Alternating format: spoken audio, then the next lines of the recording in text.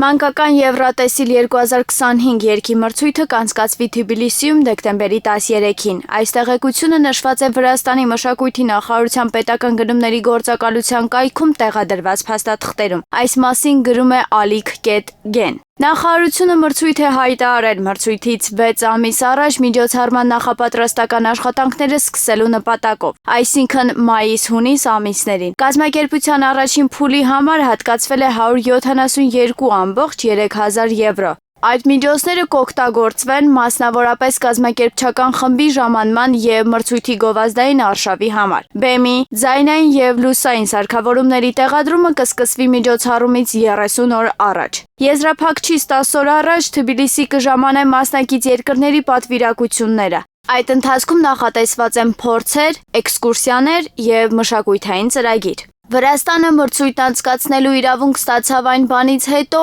երբ 2024 թվականին Մադրիդում հաղթեց 11-ամյա Անդրիա Փուտկարաձեն։ 2025 թվականի մրցույթում Վրաստանի ներկայացուցիչի անունը դեռևս չի նշվում։ Դեռ հայտնի չէ, թե այս տարի ով է ներկայացնելու Վրաստանը։